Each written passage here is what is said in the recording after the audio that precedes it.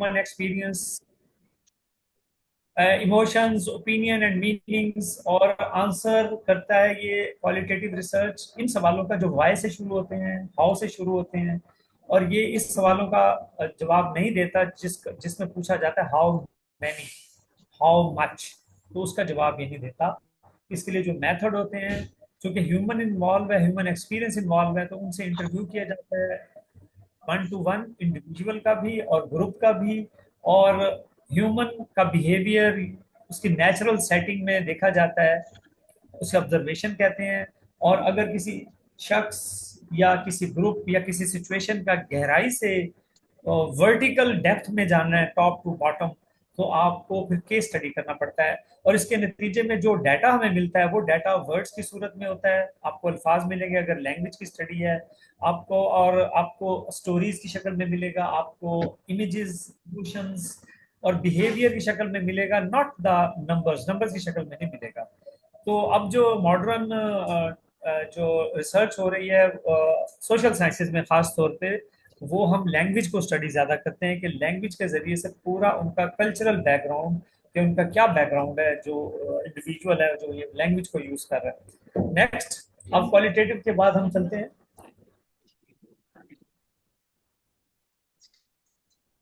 सनाउल्लाह, मेरा camera on है या बंद है? सर आपका कैमरा ऑफ है। ठीक हो गया, ठीक हो गया। तो अब क्वालिटेटिव के बाद हम जो टाइप ऑफ रिसर्च है वो देखते हैं क्वांटिटेटिव। उससे पहले हम क्वालिटेटिव की एक छोटी सी एग्जांपल देख लेते हैं कि क्वालिटेटिव की एग्जांपल क्या है। क्वालिटेटिव में हम ये देखते हैं, जैसे एग्जांपल उसकी, studying how students feel about online classes. अब ऑनलाइन क्लास हो रही है ना आपके साथ, तो सवाल इसमें ये है, what challenges do you face during online learning, how does online learning affect your motivation.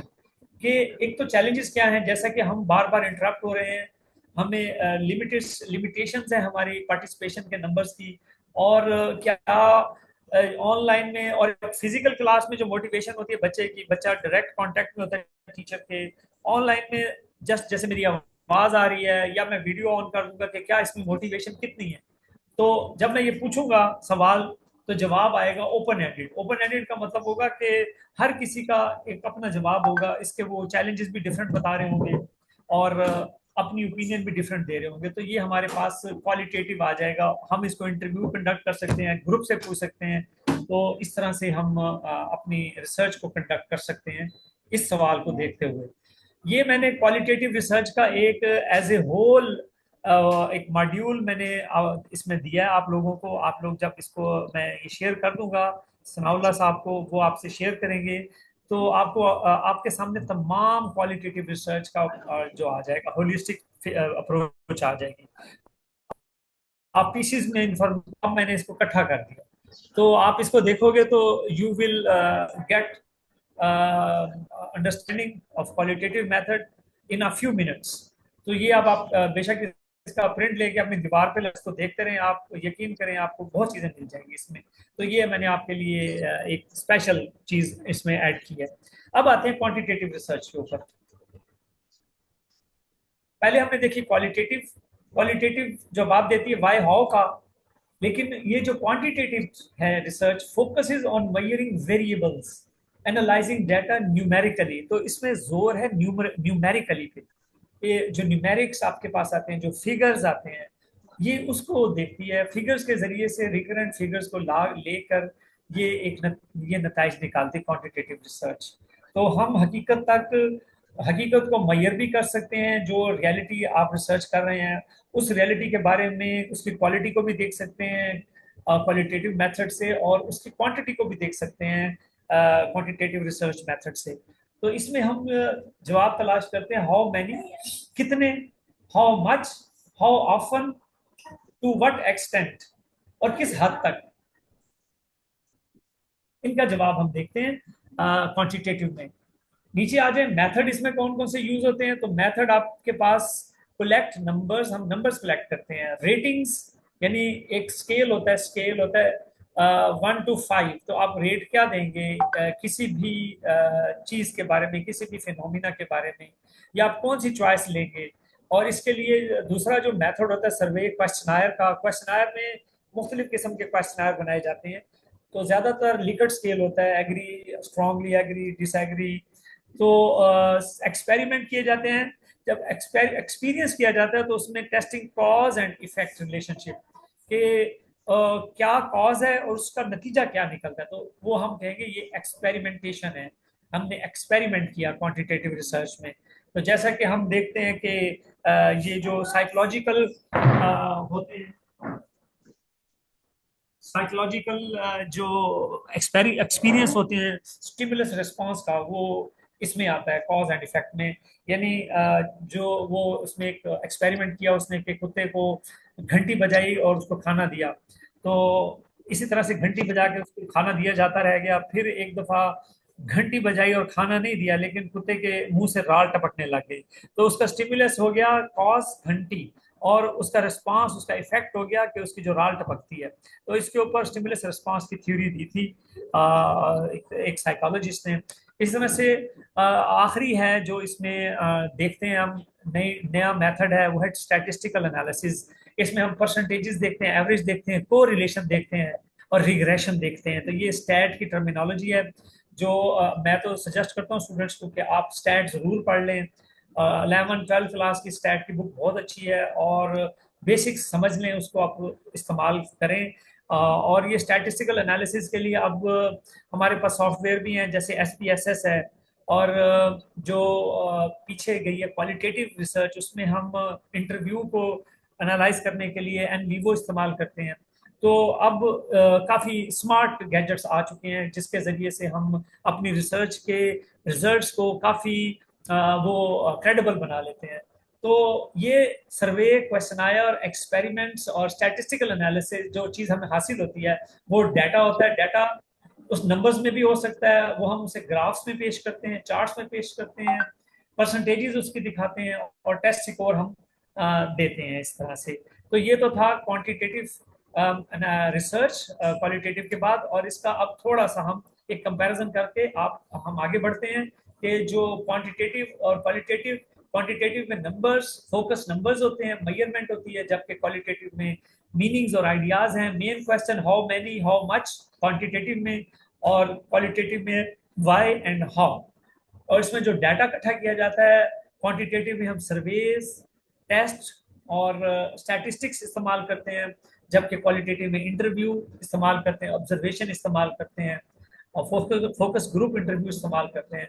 और जो रिजल्ट होता है क्वांटिटेटिव का, ग्राफ्स में हम पेश करते हैं, और इसी तरह से क्वालिटेटिव का हम पैटर्न और थीम्स की सूरत में पेश करते हैं।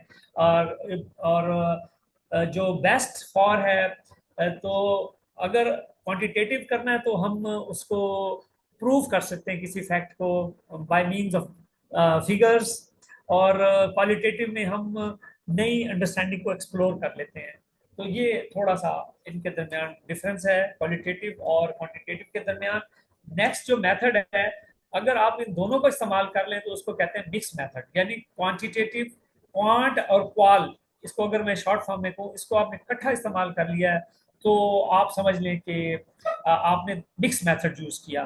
तो इसमें व्हाट का भी मतलब आ जाता है जो क्वांटिटेटिव है, और वाई का मतलब भी आ जाता है, रिजल्ट आ जाता है, जिसे हम क्वालिटेटिव कहते हैं।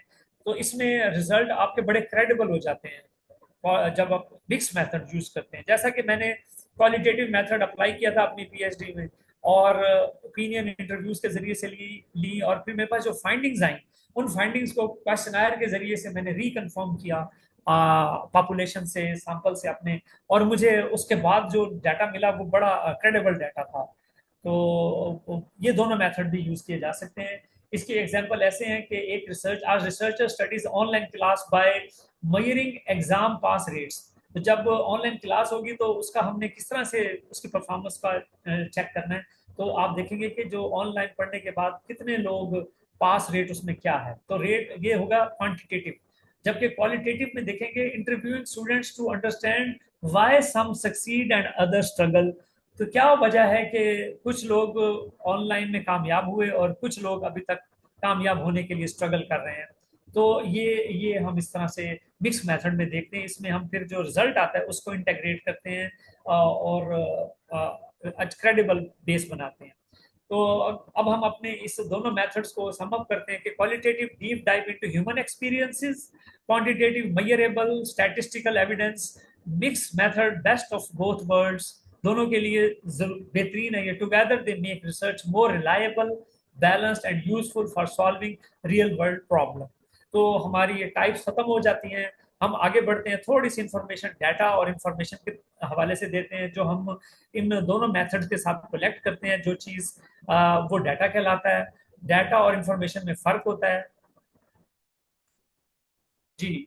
डाटा जो है, in research methodology, data refers to any facts, figures, observations, or information collected systematically to answer a research question or test a hypothesis or evaluate outcomes. तो सिंपल वर्ड में मैं आखिर में जो लिखा बस वही देख लें। डाटा जो है वो रॉ फैक्ट्स हैं, यानी रैंडम फैक्ट्स हैं, यानी स्कैटर्ड फैक्ट्स हो सकते हैं। लेकिन जब उसे प्रोसेस करेंगे तो वो इंफॉर्मेशन बनेगा, बन जाएगी। तो information is a processed meaningful data. तो डाटा को फिर हम दो हिस्सों में तकसीम करते हैं, based on nature of data, based on source of data. तो बेस्ड ऑन नेचर, तो नेचर क्वांटिटेटिव है या क्वालिटेटिव है डाटा की। आपने क्वांटिटेटिव डाटा इकट्ठा किया है या क्वालिटेटिव इकट्ठा किया है। अगर क्वांटिटेटिव होगा तो न्यूमेरिकल, मेजरेबल और कैन बी एनालाइज्ड स्टैटिस्टिकली। और एग्जांपल इसकी, जैसे आप कहते हो कि age group, income group, test scores, population numbers. जैसा कि सनाउल्लाह साहब ने आपसे पूछा कि आपकी क्लासेस कौन सी है, तो उस हमारे पास जो फिगर आया 87 या 88 का, बीएस लेवल का, इस तरह से पीएचडी लेवल का अलग से हमारे पास। तो तीन ग्रुप हमारे सामने, क्वांटिटेटिव डाटा हमारे सामने आ गया। जबकि क्वालिटेटिव डाटा डिस्क्रिप्टिव होता है, नॉन न्यूमेरिकल होता है और फोकस ऑन मीनिंग्स, माने हम तलाश करते हैं उसमें। जैसा कि एग्जांपल है इंटरव्यू की, उससे हम रिस्पॉन्सेज देखते हैं, उससे हम ओपिनियंस लेते हैं, लोगों की बिहेवियर और लेते हैं, और फील्ड में जाके उन लोगों के हवाले से नोट्स लेते हैं। तो जो डाटा होता है वो क्वांटिटेटिव डाटा होता है और क्वालिटेटिव डाटा होता है इन नेचर। और बेस ऑन सोर्स, हमें हमें कहा जाता है कि रिसर्च में सोर्स यूज करना चाहिए। तो हम डाटा से सोर्स की तरफ जाएंगे तो ज्यादा समझ में आता है। मुझे वैसे समझ नहीं आ रहा था कभी कभी क्या होता है, जब मैं डाटा के एंगल से गया हूँ तो फिर समझ में आया। बेस्ड ऑन सोर्स, आपके पास दो किस्म के सोर्स होते हैं जहां से आप डाटा लेते हैं। Primary data collected first hand by researcher for the specific study. तो आप जब सर्वे करते हैं, इंटरव्यू करते हैं, ऑब्जर्वेशन करते हैं, एक्सपेरिमेंट करते हैं, कॉज इफेक्ट देखते हैं, तो आप प्राइमरी डाटा कलेक्ट कर रहे हैं जो पहले कभी किसी ने कलेक्ट नहीं किया। जो डाटा आप उस टाइम में कलेक्ट कर रहे हैं वो टाइम दोबारा नहीं आएगा, तो इसलिए वो प्राइमरी हो जाता है। वो लोग दोबारा नहीं मिलते जो उस वक्त आपको आप जिनसे इंटरव्यूज ले रहे होते हैं, तो इसलिए आपका बड़ा स्पेसिफिक और प्राइमरी बन जाता है। इसी तरह से कोई आप ओरिजिनल सोर्स से डॉक्यूमेंट निकाल लाते हैं, जैसे कि सिंध ताज माहदे की ओरिजिनल जो डॉक्यूमेंट है जिसपे अयूब खां के साइन हुए हों, जिसपे दूसरे जो वजीर आजम थे इंडिया के उनके साइन हुए हों, तो आपको अंदाजा हो जाएगा कि ये वो प्राइमरी डॉक्यूमेंट होगा। प्राइमरी डॉक्यूमेंट की बड़ी अहमियत होती है। लेकिन उसका जिक्र अगर किसी किताब में हो तो वो सेकेंडरी डॉक्यूमेंट बन जाता है। जैसे कि secondary data collected previously by others by use for current research.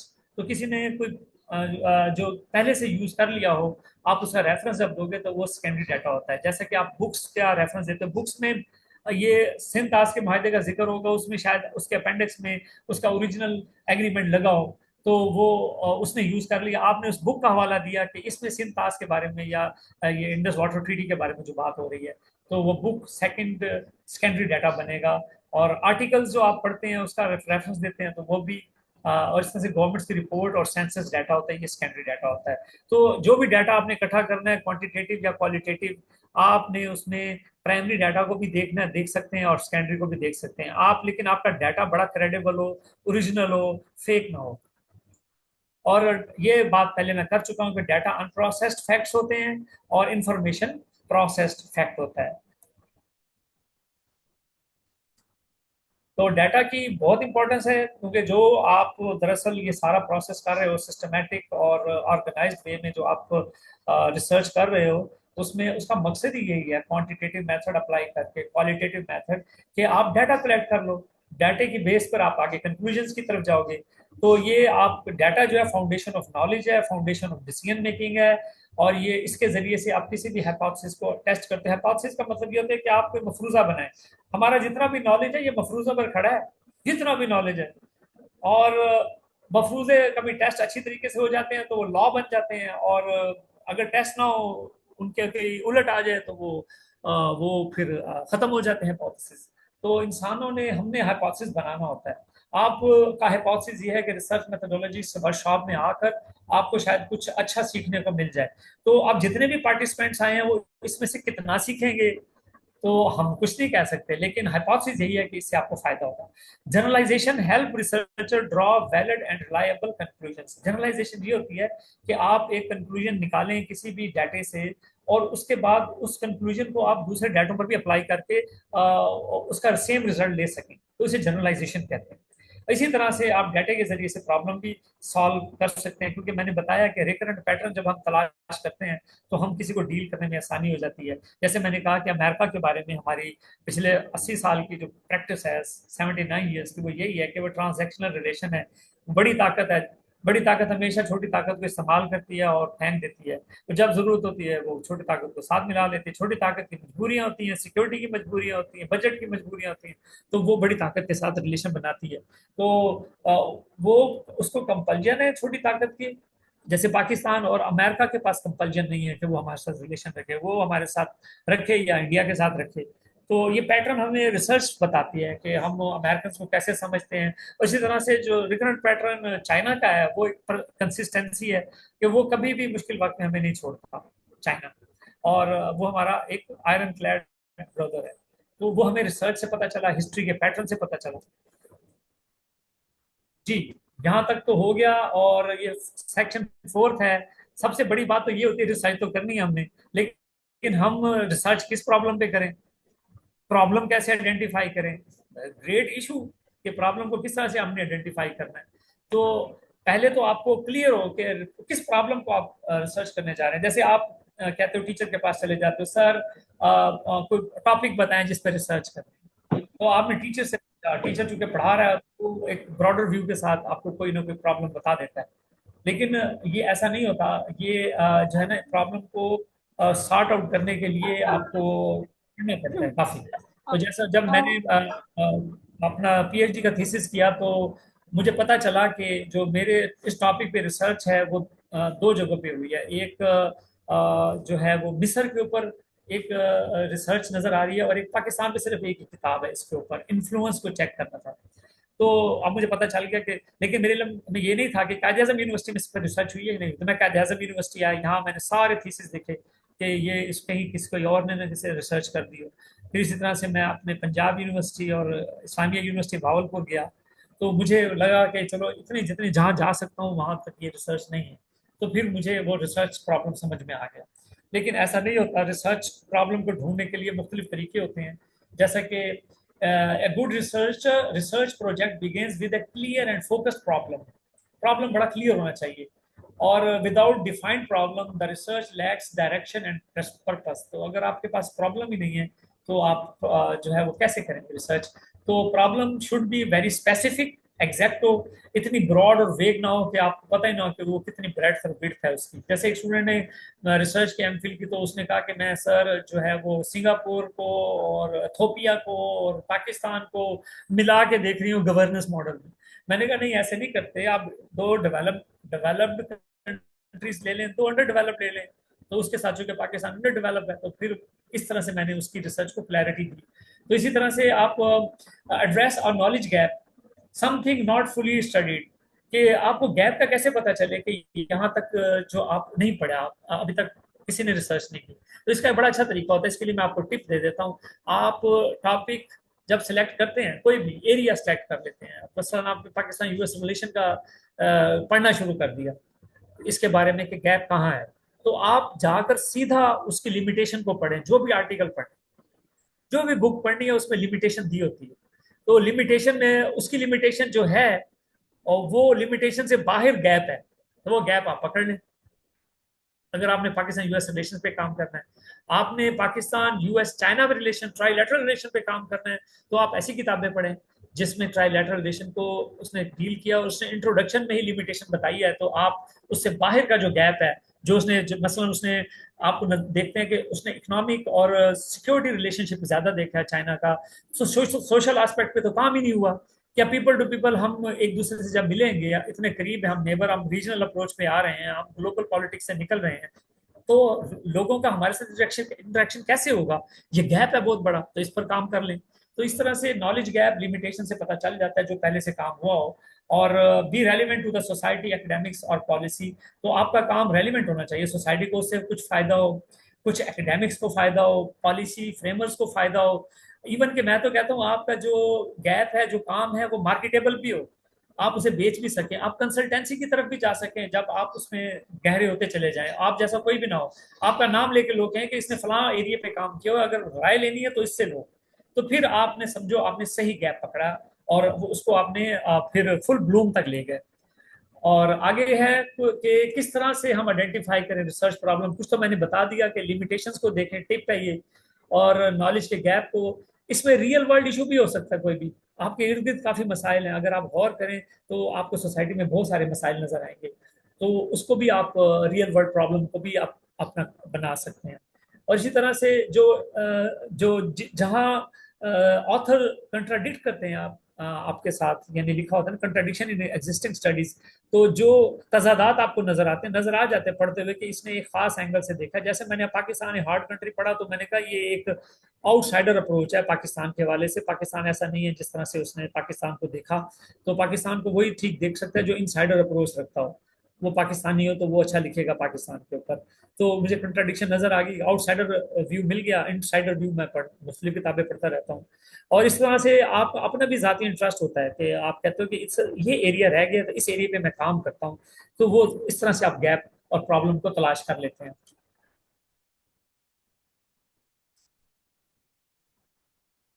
Example है कुछ कि किस तरह से फार्मुलेट करना है प्रॉब्लम को। तो जैसा कि ये आजकल चैट जीपीटी का बहुत ज्यादा इस्तेमाल है, इसी की मिसाल मैंने पकड़ी कि observation many students are using AI tools like ChatGPT. Gap क्या है? Little is known about how these tools affect academic performance. अब देखना ये है कि बच्चे तो यूज कर रहे हैं इसको, और इसके बगैर आप रह भी नहीं सकते। मैं अगर कहूँ कि आप ना यूज करें तो ये नामुमकिन सी बात है। तो यूज करना चाहिए उसको, स्मार्टली यूज कैसे करते हैं, और आप अपनी पर्सनल क्रिएटिविटी कितना दाव पे लगा रहे हैं, ये इस वक्त प्रॉब्लम है देखना। तो the impact of AI chatbot such as ChatGPT on students academic performance remains unexplored, under explored. तो ये एक फोकस एरिया है, इस पर भी रिसर्च हो सकती है। How the problem is focused, researchable and relevant. देखना ये है कि ये फोकस कितना हम कर सकते हैं इसके ऊपर, रिसर्चेबल है भी सही और रेलिवेंट है, तो रेलिवेंट यकीनन है ये। तो इस तरह से हम प्रॉब्लम को फार्मुलेट कर लेते हैं। जब आपने प्रॉब्लम फार्मुलेट कर लिया कि एक ये हमारा मसला है, तो आप फिर उसके बाद उसको, और जो सबसे इंपॉर्टेंट चीज आती है वो रिसर्च ऑब्जेक्टिव्स आते हैं। तो मेरा तो मेथड ये होता है कि जो एमफिल के स्टूडेंट्स हैं, मैं उनके ऑब्जेक्टिव्स जो प्रॉब्लम डिफाइन करते हैं उसमें मैं उनको तीन जो ऑब्जेक्टिव से ज्यादा नहीं जाने देता।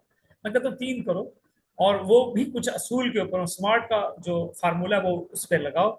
और जो मेरे पीएचडी के हैं वो 5 से 7 तक चले जाते हैं। तो चूंकि वो ज्यादा एक्सपेंडेड स्टडी होती है, तो जो आपका ऑब्जेक्टिव हो वो अचीवेबल हो।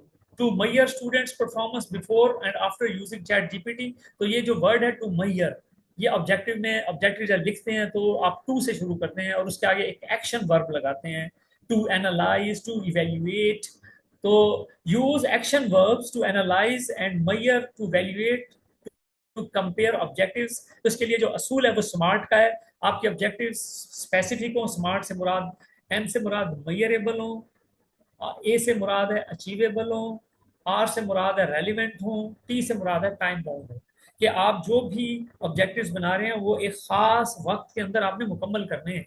तो इसलिए जो फॉरेन जो रिसर्चर्स होते हैं मेरे साथ रब्ते में आते हैं, मैंने ऑक्सफोर्ड यूनिवर्सिटी के स्टूडेंट्स को भी डील किया, मेरे साथ कंसल्टेशन करते हैं। तो मैंने देखा ये है कि वो टाइम बाउंड बहुत है वो सारे। जो ये वेस्टर्न यूनिवर्सिटीज हैं वहाँ टाइम का मतलब टाइम है, रात 12 बजे असाइनमेंट जमा करवानी है। तो अगर नहीं करवाई आपने, या थीसिस आपने नहीं करवाया, तो वो 12 बज के 1 मिनट में नहीं करता सिस्टम कबूल, आपको फिर उसके लिए अपील में जाना पड़ता है।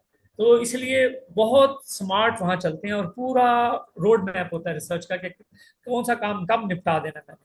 तो ये आ गया यहाँ तक कि हमने देखा अब तक जो, मैं वो जरा आपको थोड़ा सा रिवाइज करके, ताकि हम फिर अगले के साथ इसे कनेक्ट कर दें थोड़ा सा ऐसे, कि हमने पढ़ा कि व्हाट इज रिसर्च और why research matters, types of research में हमने क्वालिटेटिव एंड क्वांटिटेटिव, और फिर इन दो रिसर्च मेथड के जरिए से हम डाटा कलेक्ट करते हैं, डाटा और इंफॉर्मेशन में फर्क है, और फार्मुलेटिंग प्रॉब्लम, कि किस तरह से हमने प्रॉब्लम को आइडेंटिफाई करना है, उसको फार्मुलेट करना है, और फिर उस प्रॉब्लम के ऑब्जेक्टिव्स कैसे बनाने हैं। तो ये चार जो है वो हम कर चुके हैं कवर, और हम बड़े इंपॉर्टेंट फेज में आ गए लिटरेचर रिव्यू के। अब आप कहेंगे लिटरेचर रिव्यू क्या होता है, लिटरेचर रिव्यू क्यों करना जरूरी है।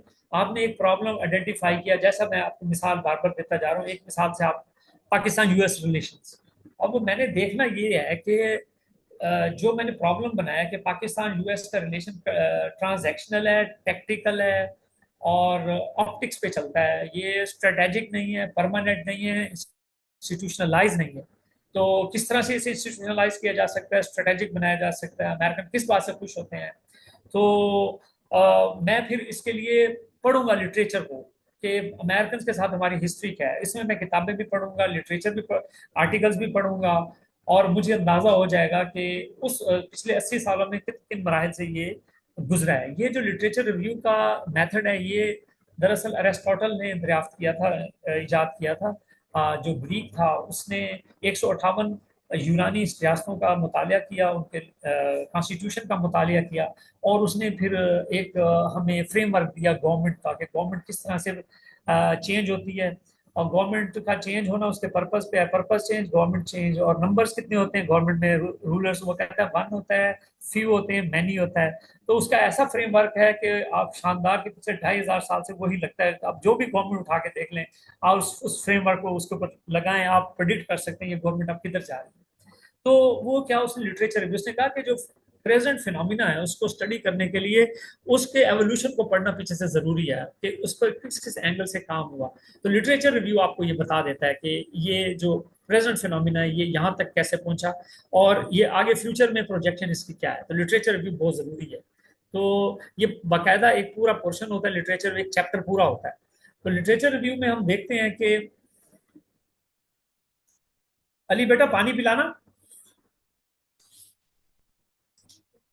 Understand what is already known, कि पहले से क्या हम जानते हैं। अवॉइड अवॉइड डुप्लीकेशन, किसी और के काम को आपने डुप्लीकेट नहीं करना, और लिटरेचर रिव्यू में भी गैप तलाश करने हैं। What is missing that your research can add, और फिर उसके ऊपर आपने फाउंडेशन बनानी है। Your study stands on the shoulders of the past work. अब ये ज़हन में रखें, the pastness of the past is present in the present and its continuity in the future. तो ये जुड़े होते हैं, पास्ट प्रेजेंट फ्यूचर जुड़ा हुआ है एक दूसरे से, ये अलग अलग नहीं है। तो आप प्रेजेंट में खड़े होकर पास्ट के साथ जोड़ेंगे तो फ्यूचर में कुछ आप प्रिडिक्ट कर सकेंगे। तो लिटरेचर रिव्यू इसमें आपकी बड़ी मदद करता है। और इसके कुछ स्टेप्स होते हैं लिटरेचर रिव्यू के। Number 1, use reliable academic source. तो एकेडमिक सोर्स आपको बड़ा रिलायबल हो, और इसके लिए गूगल स्कॉलर्स इजी एक्सेस है, रिलायबल है, उस पर स्कॉलर्स के आर्टिकल्स हैं, और जेस्टर है, स्कूपस है, वेब ऑफ साइंस है, यहाँ आपको आर्टिकल्स मिलते हैं। तो आप कीवर्ड्स यूज कर सकते हैं अपनी रिसर्च से रिलेटेड, जैसा कि अगर आप AI इन एजुकेशन इस पर आप लिखेंगे तो आपको इससे रिलेटेड गूगल स्कॉलर पे मटेरियल मिलना शुरू हो जाएगा। AI एंड लर्निंग आउटकम्स के जो आप पढ़ रहे हैं, तो आपने इसका नतीजे में क्या आपने सीखा, लर्न क्या किया। तो लर्निंग आउटकम उसे कहते हैं, SLO, स्टूडेंट लर्निंग आउटकम। और आपने क्या क्रिटिकल थिंकिंग डेवलप हुई पढ़ने के बाद। अगर आप ये वर्ड लिखेंगे क्रिटिकल थिंकिंग, तो क्रिटिकल थिंकिंग आ जाएगी, उस पर आर्टिकल्स आ जाएंगे, AI इन एजुकेशन पे आर्टिकल्स आ जाएंगे। तो ये 2-3 रिसोर्सेज हैं जो बड़े ही क्रेडिबल हैं। वैसे HEC की डिजिटल लाइब्रेरी भी है, मैं आज वो सारी देख रहा था, मैं उसका यूजर हूँ काफी। तो उसमें तो बहुत कुछ पढ़ा है, वहां से भी आप यूनिवर्सिटी के जरिए से एक्सेस कर सकते हैं। Step 2, choose recent credible peer reviewed articles. तो रीसेंट ज्यादा जरूरी होते हैं, पिछले 3 साल के जो आर्टिकल्स हैं उनको रीसेंट माना जाता है। पीयर रिव्यूड का मतलब ये होता है कि आपने आर्टिकल लिखा, आपकी कम्युनिटी के लोगों ने उसे रिव्यू किया और उसको इस काबिल समझा कि वो पब्लिश किया जा सकता है, तो वो उसकी क्रेडिबिलिटी बहुत बढ़ जाती है। तो ऐसे पीयर रिव्यूड स्टडीज आप करें, आर्टिकल्स पढ़ें जो क्रेडिबल जर्नल्स में होते हैं। और ये जो आप लिखा होता है ना नेट पे डॉट कॉम वाली वेबसाइट्स पे नहीं आपने जाना। आपने जाना .org वाली वेबसाइट्स पे, जिनकी ऑर्गेनाइजेशन है उनकी जो स्टडीज होती हैं वो क्रेडिबल होती हैं। इसी तरह से तीसरा स्टेप ये है कि जो आप पढ़ें और उसे समराइज करें, right in your own words, paraphrase कर सकते हैं आप उसको एज इट इज कॉपी नहीं करेंगे, वो प्लेजरिज्म में आ जाएगा। और आप अपने लिटरेचर रिव्यू में मेन फाइंडिंग्स भी दे सकते हैं कि मेरी पॉसिबल फाइंडिंग्स क्या हैं, और मेथड्स दे सकते हैं, कंक्लूजन्स दे सकते हैं आप। और इसका एक खास पैटर्न होता है, वो आगे मैं एक छोटा सा टेम्पलेट आपको दिखा देता हूँ। और compare number 4, show where studies agree और डिसएग्री। हाँ जी। तो आप ये जरूर बताएं कि मैंने ये जो आर्टिकल पढ़ा इसमें मेरे जो हाइपोथेसिस है उससे ये आर्टिकल एग्री करता है और ये आर्टिकल डिसएग्री करता है। और ये भी बताना है कि मिसिंग गैप है इस इन आर्टिकल्स में मैंने देखे हैं, तो वो मेरा जो रिसर्च का डोमेन है वो उस गैप को फिल कर रहा है। तो स्टेप 2, स्टेप 3, स्टेप 4 यानी select, compare, summarise and compare. मैं जरा पानी पी लूं।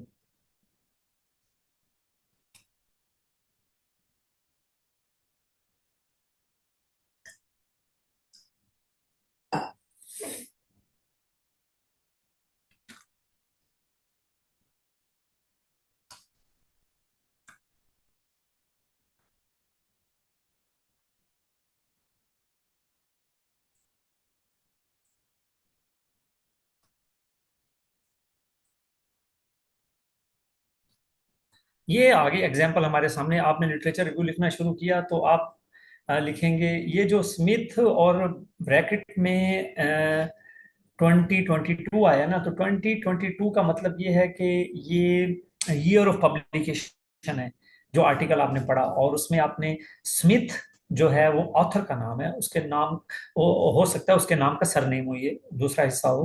तो स्मिथ 2022। तो इसको जो रेफरेंस की टर्म में कहते हैं, क्योंकि हम रेफरेंसिंग आगे देखने जा रहे हैं, इसे कहते हैं इन टेक्स्ट शॉर्ट रेफरेंस। इन टेक्स्ट शॉर्ट रेफरेंस यानी जो टेक्स्ट के अंदर शॉर्ट रेफरेंस दिए जा रहे हैं। तो अगर इस तरह से इबारत हो, Smith 2022 found that students using AI improve there essay writing scores, के जो एआई को यूज कर रहे हैं उनका ऐसे राइटिंग में अच्छे स्कोर आ रहे हैं। हाउएवर, अब ये जो हाउएवर लगा ना, ये बड़ा इंपॉर्टेंट है। ये आपकी जो राइटिंग स्किल्स है ना उसको क्रिटिकल बना देता है, एनालिटिकल बना देता है।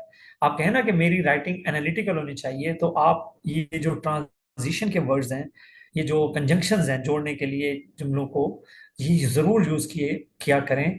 और मैं सजेस्ट करूंगा सनाउल्लाह साहब को किसी वक्त ना ये एकेडमिक राइटिंग पे मेरा जरूर रखें, मैं उस पर भी स्टूडेंट की एकेडमिक राइटिंग कैसे अच्छी करनी है और उसको एनालिटिकल टोन कैसे देनी है।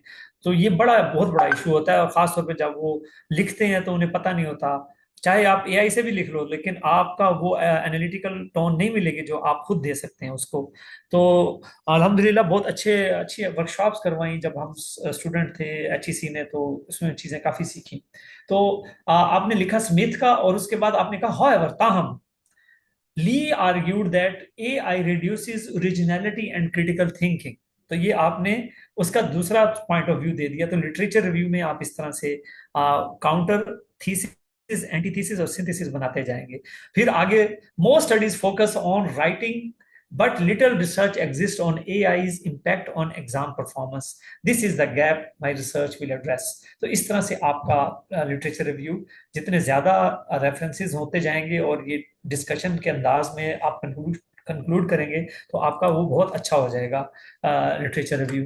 तो टिप्स ये है कि ऑलवेज पैराफ्रेज, पैराफ्रेज करना, डोंट कॉपी पेस्ट। पैराफ्रेज का मतलब अपनी लैंग्वेज यूज करें, उसे ह्यूमन लैंग्वेज नजर आनी चाहिए।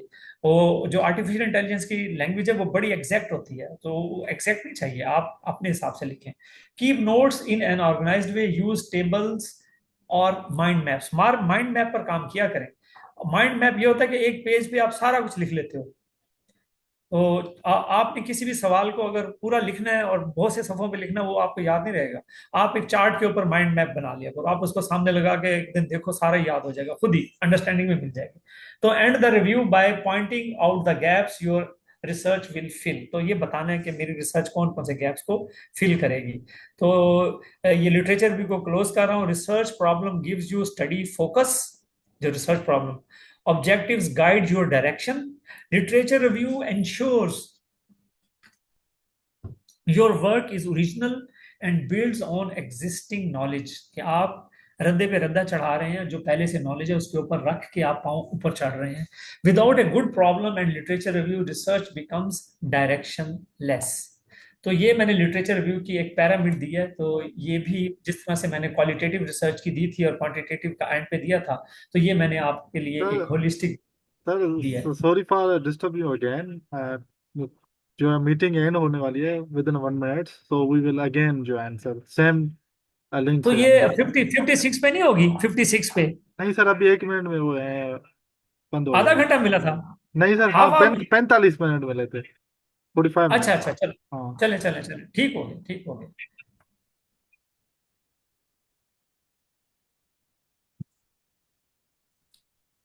हमारे टोटल 7 सेक्शन है, ये सेकंड लास्ट सेक्शन है.